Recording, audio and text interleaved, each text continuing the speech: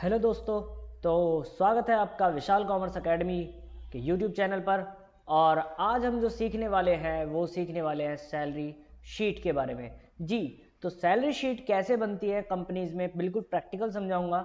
Salary कैसे हम तैयार कर सकते हैं एक्सेल में, और इसमें हम कई कंडीशंस को लगाएंगे। हम वी लुकअप फंक्शन भी इसमें देखेंगे।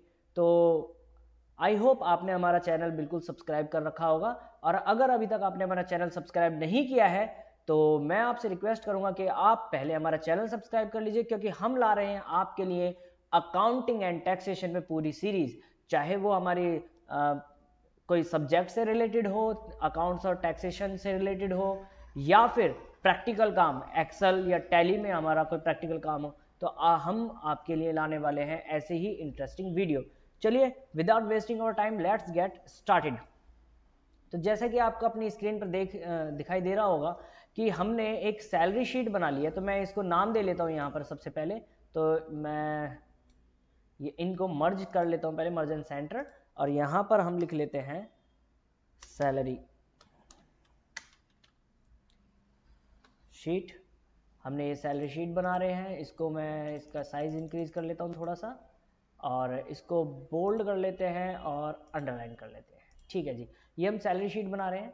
सैलरी शीट में हमने क्या बनाया है, देखिए आप, मैंने आप क्या क्या कॉलम्स रखे हैं। सबसे पहले मैंने एम्प्लॉय आईडी, एक एम्प्लॉय का आईडी नंबर होता है वो रखा है, नेम ऑफ एम्प्लॉय रखा है, डेजिग्नेशन मतलब वो किस पोस्ट पे काम कर रहा है एम्प्लॉय, उसकी बेसिक सैलरी कितनी है, एचआरए कितना है, डीए कन्वेंस अलाउंस यानी जो उसे कन्वेंस मिलता है, उसके बाद में उसको ग्रॉस सैलरी कितनी मिल रही है, प्रोविडेंट फंड कितना कट रहा है, ईएसआई कितना डिडक्ट हो रहा है, उसके बाद total deduction, then net salary हम उसे कितनी देंगे। तो आई होप आपको ये सारे कॉलम्स क्लियर हो गए होंगे। बेसिक सैलरी हम यहाँ पर मैनुअली टाइप करेंगे, और एचआरए 30% है बेसिक सैलरी का, डीए 70% है बेसिक सैलरी का, कन्वेंस हम फ्लैट रेट देंगे हमारे अकॉर्डिंग, हमारी जो पॉलिसी है उसके अकॉर्डिंग देंगे कन्वेंस। पीएफ 12% कटेगा बेसिक सैलरी का, ईएसआई 0.75% डिडक्ट होगा बेसिक सैलरी का, उसके बाद total deduction, then net salary हम कैलकुलेट करेंगे। तो मैंने यहाँ पर कुछ एम्प्लॉयज के नेम लिख रखे हैं, जिसमें मैंने सोनम, रोहित शर्मा, राज सिंह, इस तरीके के मैंने कुछ एम्प्लॉयज के नाम लिखे हैं, और उनके डेजिग्नेशन भी मैंने मेंशन कर रखी है कि सोनम एग्जीक्यूटिव है, और कमल लेबर है, दीपक वर्मा ड्राइवर है, उत्कर्ष गर्ग जो है वो अकाउंटेंट हैं, राज सिंह मैनेजर है, ईशांत यादव एग्जीक्यूटिव हैं। तो इस तरह से आप भी अपने वर्कर जो अपने एम्प्लॉयज हैं उनका डेटा आप इस तरह से मैनेज कर सकते हैं एक्सेल में। ठीक है, सबसे पहले हम यहाँ पर लिख लेते हैं एम्प्लॉय की आईडी। एम्प्लॉय की आईडी, अब एम्प्लॉय की आईडी किस तरह से लिखेंगे सुनिएगा। मैं इसको एम्प्लॉय की आईडी, आपके यहाँ पर जो भी आप कोड असाइन करना चाहते हैं एम्प्लॉय को ताकि उसका सेग्रीगेशन हो सके बाय कोड, तो मैं यहाँ पर दे रहा हूँ A01 और इसको दे देते हैं A02। इसी तरीके से मैं सबको इनको देना चाहता हूँ, तो दोनों को सिलेक्ट किया और इसको मैंने ड्रैग कर दिया। तो यहाँ पर सबके ऑटोमेटिकली A01 से लेकर के A07 तक सबके कोड और एम्प्लॉय आईडी जो है वो जनरेट हो चुकी है। मैं डेटा को थोड़ा मिडिल में ले आता हूँ। ठीक है, ये मिडिल में मैं लेकर के आ गया इसको। ठीक है, अब बेसिक सैलरी, पहले बेसिक सैलरी की बात कर लेते हैं।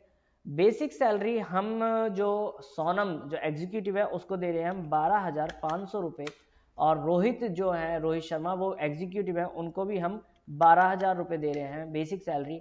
राज सिंह ये मैनेजर हैं, इनको हम दे रहे हैं 18,000 रुपये बेसिक सैलरी। कमल ये लेबर है तो इसको हम 9,500 का बेसिक सैलरी दे रहे हैं। ईशांत यादव एग्जीक्यूटिव है, इसको हम दे रहे हैं 13,000 रुपये सपोज। और उत्कर्ष गर्ग अकाउंटेंट है, इसको 15,000 रुपये दे रहे हैं बेसिक सैलरी। उसके बाद दीपक वर्मा ड्राइवर है, इसको 10,000 रुपये दे रहे हैं हम। ओके, तो मैंने यहाँ पर बेसिक सैलरी सबकी असाइन कर दिया। उसके बाद हमें कैलकुलेट करना है एचआरए। तो एचआरए क्या कहा गया है, एचआरए के बारे में कहा गया है 30% ऑफ बेसिक सैलरी, यानी जो भी एम्प्लॉई है उसकी जितनी भी बेसिक सैलरी होगी उसका 30% उसको हाउस रेंट अलाउंस, ये एक अलाउंस होता है, एम्प्लॉय की अर्निंग्स होती है। तो मैंने अर्निंग्स को पहले रखा है, बाद में मैंने डिडक्शंस को रखा है, यानी जो एम्प्लॉय से हम काटेंगे एम्प्लॉय की सैलरी से। तो एचआरए 30% मिल रहा है एम्प्लॉय को, तो 12,500 का 30%, 12,000 का 30%, इस तरह से। तो हर किसी का क्या सर हम अलग अलग कैलकुलेट करें? नहीं, फिर हमें कंप्यूटर का फायदा क्या हुआ कंप्यूटर पे बनाने का? हमें लैपटॉप या ऑटोमेटिकली हमारा डेटा कैसे मेंटेन होगा? ये तो मैनुअली हुआ फिर, तो हमें तो ऑटोमेटिक करना। तो आप यहाँ पर फॉर्मूला लगाएंगे इक्वल टू दिस सेल, यानी 12,500 जो बेसिक सेल है, बेसिक सैलरी है जो उसका जो सेल है, मल्टीप्लाई बाय कितना परसेंट होना चाहिए? 30% होना चाहिए। तो आप देखिए मैंने क्या करा, इक्वल टू का इक्वल टू लगाया। किसी भी फॉर्मूले को आपको किसी भी कैलकुलेशन को करना है तो आप इक्वल टू का इस्तेमाल करेंगे। उसके बाद मैंने बेसिक सैलरी वाला सेल ले लिया और मल्टीप्लाई कर दिया 30% से, एंटर करा, इसकी कैलकुलेशन होकर के ऑटोमेटिकली आ गया। क्या सर हमें सारे फंक्शन एक एक बार सब में लगाने पड़ेंगे? नहीं, आपको क्या करना होगा, आपको बस इसको पकड़ना है और इसको ड्रैग कर देना है, ऑटोमेटिकली सबके कैलकुलेट हो जाएगा। तो फायदा हुआ ना हमारा कंप्यूटर का। अरे यही तो फायदा है ऑटोमेटिक अकाउंटिंग करने का, ई अकाउंटिंग जिसे बोलते हैं, या ऑटोमेटिक अकाउंटिंग, क्या डिजिटल अकाउंटिंग बोल दो। एक में फॉर्मूला लगाया, ऑटोमेटिकली सारे एम्प्लॉयज का एचआरए कैलकुलेट हो गया according to their basic salary. ठीक है, जो परसेंटेज कैलकुलेट किया गया है वो उनकी बेसिक सैलरी के अनुसार किया गया है। ओके, समझ में आ गया। अब मान लीजिए आपके यहाँ पर 500 एम्प्लॉय काम करते हैं, तो 500 का अलग अलग थोड़ी कैलकुलेट करेंगे, आप सिर्फ एक सेल में फॉर्मूला लगाएंगे और बाकी का ड्रैग कर देंगे तो सबका कैलकुलेट हो जाएगा। आफ्टर दैट हम आ जाते हैं डीए पर। डीए डियरनेस अलाउंस, महंगाई भत्ता, वो मिलता है 70%। ये अलग अलग पॉलिसी हो सकती है, मैंने अभी इमेजिनरी फिगर ले रखे हैं यहाँ पर 70%, 30%, जो भी है। ठीक है, तो डीए हम कैलकुलेट करते हैं इक्वल टू बेसिक सैलरी का, ये भी तो बेसिक सैलरी वाले सेल पर लिया मैंने, मल्टीप्लाई पे कितना परसेंट है? 70% है सर, तो 70% ले लिया, वहां मैंने 30% लिया, यहाँ 70% ले लिया, एंटर किया, तो ये इसका आ गया। इसको भी पकड़ के ड्रैग कर दीजिए, ये आपका आ जाएगा डीए। सबका कैलकुलेट हो गया? हाँ जी सर, क्लियर हो गया। उसके बाद कन्वेंस। कन्वेंस में मैनुअली देना चाहता हूँ, जो एग्जीक्यूटिव है मैं उसको दे रहा हूँ कन्वेंस 1000 रुपये। ठीक है जी, कन्वेंस मतलब आने जाने का किराया, और इसको भी 1000 रुपये दे रहा हूँ मैं। मैनेजर जो है मैं उसको कितना देना चाह रहा हूँ? मैनेजर को मैं कुछ अलग अमाउंट देना चाह रहा हूँ, बाकी सबको मैं 1000 रुपये देना चाह रहा हूँ, और जो मैनेजर है उसको मैं 1500 रुपये कन्वेंस के देना चाह रहा हूँ। तो क्या सर हम अब ऐसे तो बहुत बड़ी लिस्ट होगी, तो क्या सब में लगाएंगे? नहीं, यहाँ पर हम एक फॉर्मूला लगा लेते हैं। ठीक है, इसको मैं यहाँ पर डिलीट कर देता हूँ, ये मैं आपको समझाने के लिए लगा रहा था। यहाँ पर मैं लगा रहा हूँ इफ का फंक्शन, इफ यानी एक कंडीशन है, तो कैसे लगाएंगे? Equal to if bracket start. तो मैं क्या कह रहा हूं? मैं ये कह रहा हूं कि अगर मेरा सेल क्या कंटेन कर रहा है? मैनेजर। अगर मेरा सेल मैनेजर कंटेन कर रहा है, यानी जो डेजिग्नेशन है, जो पोस्ट है वो मैनेजर की है, तो उस एम्प्लॉय को मुझे कन्वेंस देना है 1500 रुपये, अदरवाइज बाकी सबको मुझे 1000 रुपये कन्वेंस देना है। बात समझ गए या नहीं समझे? तो हाँ जी सर समझ गए। तो मैं क्या कह रहा हूं कि अगर ये वाला सेल यानी डेजिग्नेशन वाला सेल इक्वल टू है, किसके इक्वल टू है? मैं कह रहा हूं ये जो इक्वल टू है ये है मैनेजर के, तो यहां डबल इन्वर्टेड कोमा में लेंगे और इसको लिख लेंगे मैनेजर। ठीक है, और डबल इन्वर्टेड कोमा क्लोज कर देंगे। कोमा लगाया तो कितनी वैल्यू चाहिए? मुझे चाहिए सर 1500 रुपये, अदरवाइज मुझे चाहिए 1000 रुपये। क्लियर हुआ या नहीं हुआ? मैंने क्या कहा? इक्वल टू इफ कंडीशन लगाई कि अगर ये वाला सेल यानी पोस्ट वाला सेल जो है डेजिग्नेशन वाला सेल, अगर ये मैनेजर की आती है, यानी कोई एम्प्लॉय मैनेजर है, तो उसको हम कन्वेंस देंगे 1500 रुपये, अदरवाइज हम 1000 रुपये देंगे। ब्रैकेट किया क्लोज और एंटर। ठीक है सर, इसको पकड़ा और ड्रैग कर दीजिए। अब एक बार आप ध्यान से देखिए, आपको यहां पर समझ में आ गया होगा। आप एक बार इसको ध्यान से देखिए, मैं इसको थोड़ा जूम कर देता हूं। देखिए, हाँ जी देखिए सर, जो ये सोनम है ये एग्जीक्यूटिव है, तो इसको कन्वेंस 1000 रुपये मिला है। हाँ जी सही है सर। सर कमल जो है, कमल ये लेबर है, इसको भी कन्वेंस 1000 रुपये मिला है। ये उत्कर्ष गर्ग अकाउंटेंट है, इसको भी कन्वेंस 1000 रुपये मिला, सही मिल रहा है सर। लेकिन राज सिंह जो मैनेजर है उसको हमने कन्वेंस कितना दिया है? 1500 रुपये, तो ऑटोमेटिकली कैलकुलेट हो गया। अगर राज सिंह की जगह यहाँ पर एक और कोई मैनेजर होता तो उसको भी कन्वेंस हम 1500 रुपये ही देते, ऑटोमेटिक कैलकुलेट हो जाता। बात समझे या नहीं समझे? हाँ जी सर समझ गए, कोई दिक्कत नहीं है। ग्रॉस सैलरी कितनी आएगी सर? सर जो भी इसकी अर्निंग्स है, यानी basic salary, HRA, DA, conveyance, जो भी एम्प्लॉय को मिल रहा है वो ग्रॉस सैलरी। तो कैसे कैलकुलेट करेंगे? आप इक्वल टू का फॉर्मूला लगाएंगे और सम का फॉर्मूला। अगर आपके पास एक या दो ही चीजें हैं प्लस करने के लिए तो आप डायरेक्ट प्लस कर सकते हैं, लेकिन अगर आपके पास दो से ज़्यादा है या मल्टीपल टर्म्स हैं कैलकुलेशन के लिए, तो मैं आपको सजेस्ट करूंगा कि आप सम का फॉर्मूला लगाएं। तो आप इक्वल टू सम करेंगे, ब्रैकेट ओपन करेंगे, और मुझे सम करना है यहां से लेकर के कन्वेंस तक, यही तो मुझे सम करना है, इन सब का मुझे टोटल चाहिए ना। तो सम लगाया और सिलेक्ट कर लिया मुझे जहां से जहां तक चाहिए, ब्रैकेट क्लोज किया और एंटर, तो मेरा ग्रॉस सैलरी आ गया। इसको पकड़ा और ड्रैग कर दीजिए, तो ये सब का आ जाएगा ग्रॉस सैलरी, ठीक है। उसके बाद पीएफ कैसे निकाला, इक्वल टू पीएफ के लिए क्या कहा है 12%, किसका, बेसिक सैलरी का, तो बेसिक सैलरी वाला सेल जो है वो सिलेक्ट किया, मल्टीप्लाई बाई 12%, क्लियर हो गया। हाँ जी सर, इसका आ गया 12%, इसको हमने ड्रैग कर दीजिए, तो सबका पीएफ कैलकुलेट हो गया। उसके बाद ESI equal to basic salary का कितना परसेंट है, 0.75% है, ठीक है, कितना परसेंट है 0.75%, और ब्रैकेट परसेंट लगाया और एंटर कीजिए, तो यहां पर ये सबका ऑटोमेटिकली बेसिक सैलरी से कैलकुलेट कर देगा। क्या, बेसिक सैलरी से कैलकुलेट कर दिया इसने ईएसआई को, ठीक है, यहां तक समझ में आ गया। हाँ जी सर, अब टोटल डिडक्शन की बात कर रहे हैं, तो टोटल डिडक्शन क्या होगी सर, दो ही चीजें कट रही हैं, पीएफ और ईएसआई एम्प्लॉय की, तो टोटल डिडक्शन कैसे हो जाएगी, इक्वल टू, अब सम का फॉर्मूला लगाने की जरूरत नहीं है, आपके पास दो ही चीजें प्लस करने के लिए, तो आप डायरेक्ट प्लस के लिए ये प्लस ये वाला सेल, यानी पीएफ वाला सेल और ईएसआई वाला सेल दोनों को प्लस कर लिया, एंटर किया, और इसको पकड़ के ड्रैग कर दीजिए, तो ये आपके पास टोटल डिडक्शन आ जाएगी। आफ्टर दैट नेट सैलरी, अब नेट सैलरी कैसे आएगी, सुनिए ध्यान से, नेट सैलरी कैसे आएगी, नेट सैलरी के लिए आप क्या कहेंगे, नेट सैलरी के लिए आप कहेंगे सर जो हमारी ग्रॉस सैलरी है उसमें से जो हमारी डिडक्शंस है वो माइनस कर दीजिए, आप नेट सैलरी आ जाएगी। भाई जो एम्प्लॉय को देना है और जो एम्प्लॉय से लेना है वो माइनस कर दो, तो आ जाएगा एम्प्लॉय को फाइनली हमें पे कितना करना है, तो आप कहेंगे sir equal to gross salary, यानी ग्रॉस सैलरी ये रही, माइनस टोटल डिडक्शन, सर यही तो है टोटल डिडक्शन, हाँ जी, तो इसको एंटर किया, ये मेरे पास आ गया नेट सैलरी, मुझे कितनी पे करनी है, ठीक है, तो यहाँ पर ये मेरी नेट सैलरी आ गई है, क्लियर हुआ, हाँ जी सर क्लियर हो गया। अब मैं आपको एक चीज बोल रहा हूं कि आपके पास कोई एम्प्लॉय आया और उसने बोला कि सर मेरी बेसिक सैलरी कितनी है, या सर मेरी डीए कितना है, या सर मेरा पीएफ कितना डिडक्ट हो रहा है मुझे बताइए, सर मुझे ईएसआई मेरा कितना डिडक्ट हो रहा है, ऐसे करके वो कुछ पूछ रहा है, तो क्या आप ऐसे मैनुअली सबका चेक करेंगे एक एक करके कि ये कौन नाम है तेरा, क्या है तू, ये नहीं, तो उसके लिए हमारे पास एक फॉर्मूला होता है, आप क्या करेंगे, एक शीट पहले से तैयार रखेंगे, या तो आप एक नई शीट में लगा सकते हैं या एग्जिस्टिंग शीट में भी, कहीं पे भी आपको जगह मिले आपके कंफर्ट के अनुसार वहां पर आप रख लीजिए। तो अभी मैं फिलहाल यहां पर रख लेता हूं, ठीक है, यहां पर मैं लगाने वाला हूं वी लुकअप फॉर्मूला, क्या लगाने वाला हूं, वी लुकअप फॉर्मूला। तो किस तरह से लगाएंगे सुनिएगा ध्यान से, मुझे यहां पर मैं आईडी लिख लेता हूं, ठीक है, आईडी के बाद यहां नेम, जो जो इंफॉर्मेशन वो मुझसे मांग सकता है एम्प्लॉय, तो एक आईडी रख लेते हैं ताकि आईडी हम उससे पूछें, एम्प्लॉय आईडी, और सारा उसका डेटा जो है वो हमारे सामने आ जाए, ठीक है। यहाँ पर मैं उसकी बेसिक सैलरी रख लेता हूँ, एचआरए रख लेता हूँ, डीए रख लेता हूँ, यही सब चीज़ें मांगेगा वो मेरे से, और कन्वेंस के बारे में पूछ सकता है वो मुझसे, ठीक है, कन्वेंस के बारे में पूछ सकता है, और किसके बारे में पूछ सकता है वो मेरे से पूछ सकता है सर वो पीएफ ईएसआई के बारे में, और मेरे से पूछ सकता है सर वो नेट सैलरी के बारे में। तो मैंने शॉर्ट में इस तरह से लिख लिया, ठीक है।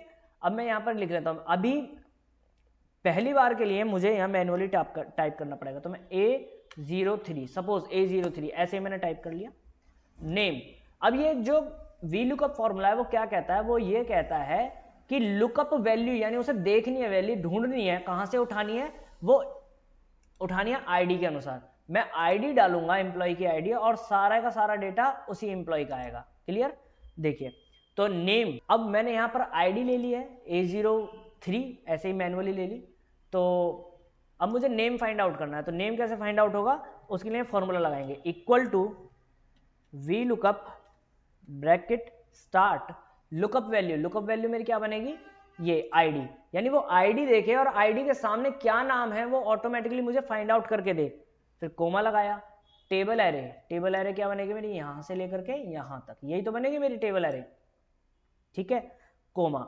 अब पूछ रहा है कॉलम इंडेक्स नंबर, तो कॉलम इंडेक्स नंबर कैसे फाइंड आउट करते हैं सुनिए, मुझे नेम चाहिए ना। अच्छा, नेम वाला कॉलम इस पूरी टेबल में कौन से कॉलम इंडेक्स नंबर पर है, यानी कौन से नंबर पर है? तो एम्प्लॉय आईडी फर्स्ट कॉलम में है, नेम ऑफ एम्प्लॉय सेकंड में है, तो 2 आ जाएगा सर, और 0 पुट करेंगे फॉर एग्जैक्ट मैच। क्लोज किया, एंटर, आ गया। हाँ जी सर। अब बेसिक सैलरी चाहिए तो इक्वल टू, फिर से वी लुकअप लगाया, ब्रैकेट स्टार्ट, क्या करेंगे सर, दोबारा से वही चीज, लुकअप वैल्यू मेरी सेम बनेगी आईडी, ठीक है, कॉमा टेबल एरे भी मेरी क्या बन जाएगी, सेम बनेगी यहां से यहां तक, कोमा। अब की बार बेसिक सैलरी कौन से कॉलम नंबर पर है? तो आप देखिए आईडी 1 हो गया, नेम हो गया 2, डेजिग्नेशन 3 पे है, बेसिक सैलरी 4 पे है, तो इसको 4 टाइप किया और 0 for the exact match, then enter. HRA calculate कर लें इसी तरह से, equal to V lookup bracket start, lookup value मेरी सेम रहेगी आईडी, ठीक है, कॉमा टेबल एरे, फिर से मेरा टेबल एरे यही आ जाएगा, कॉमा। अब HRA कितने नंबर पर है? बेसिक सैलरी 4 पे थी, तो HRA 5 पर हो जाएगा, 5, comma 0 for the exact match, enter किया। उसके बाद DA, फिर से DA कैलकुलेट करते, वी लुकअप। मैं इसलिए बार बार यहां पर आपको वी लुकअप का फॉर्मूला समझा रहा हूं, ताकि आपको वी लुकअप फॉर्मूला बिल्कुल रट जाए, बिल्कुल आप इसको समझ लें, ठीक है जी। अदरवाइज आपके पास एक और चीज है, आप यहां पर कॉपी पेस्ट भी कर सकते हैं और फिर वहां पर जाकर के बस कॉलम चेंज करना है आपको, सिर्फ और सिर्फ कॉलम चेंज करना है, ठीक है। तो वो भी आप ट्रिक अपना सकते हैं। वी लुकअप वैल्यू मेरी ये वाली बनेगी, कॉमा, उसके बाद टेबल एरे मेरी क्या बनेगी, सेम यही चीज बनेगी, table array, comma column index number. अब देखिए यहाँ पर डीए जो है, अच्छा HRA 5th कॉलम पे था, तो डीए मेरा 6 कॉलम पे हो जाएगा, 6, कॉमा 0 क्यों करते हैं, एग्जैक्ट मैच के लिए, ठीक है जी, ये आ गया। उसके बाद conveyance equal to V lookup, फिर से लगाया मैंने, ब्रैकेट स्टार्ट, लुकअप वैल्यू मेरी ये वाली बनेगी, कॉमा टेबल एरे, फिर से वही टेबल एरे क्या बन जाएगी मेरी, आईडी से लेकर के नेट सैलरी तक, कॉमा कन्वेंस मेरा किस नंबर पे आएगा, काउंट कर लीजिए बेशक से, 1 2 3 4 5 6 7, कन्वेंस जो है मेरा 7th कॉलम पे आ रहा है, और 0 पुट करेंगे लास्ट में, एंटर, ठीक है जी। उसके बाद PF इक्वल टू, फिर से लगाया we lookup, bracket start, lookup value मेरी क्या बनेगी, आईडी, कॉमा टेबल एरे, फिर से आईडी से लेकर के नेट सैलरी तक, उसके बाद कॉमा।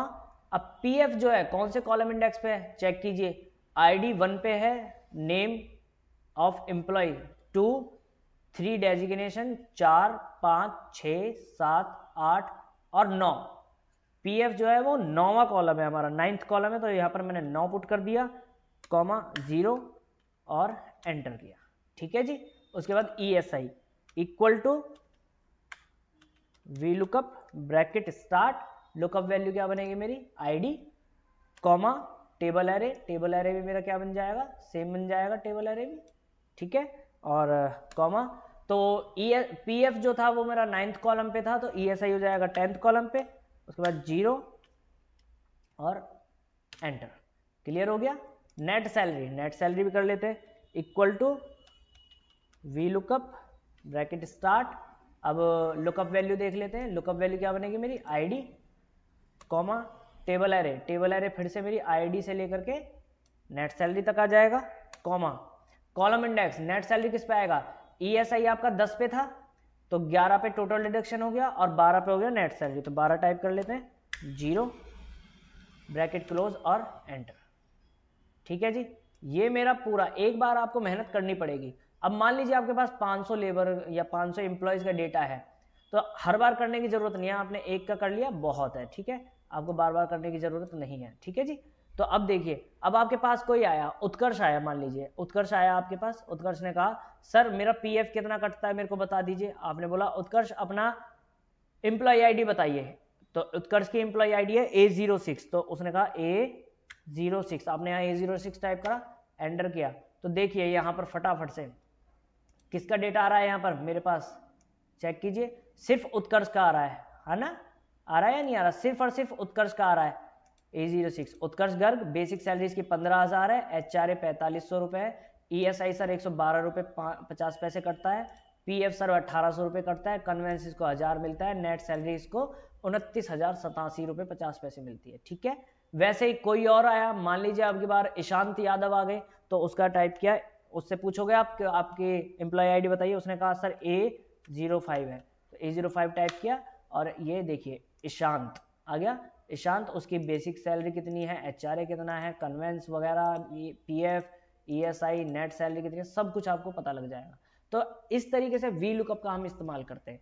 आई होप आपको वी लुकअप और इफ फंक्शन क्लियर हो गया होगा। सैलरी शीट बनाते वक्त बिल्कुल आपको ये चीजें बहुत हेल्प करेंगी। और अगर आपने हमारे चैनल अब तक सब्सक्राइब नहीं किया है तो एक सब्सक्राइब तो बनता है बॉस। और अगर आपको वीडियो पसंद आई हो तो वीडियो को लाइक करें और अपने दोस्तों के साथ शेयर करें। Thank you so much.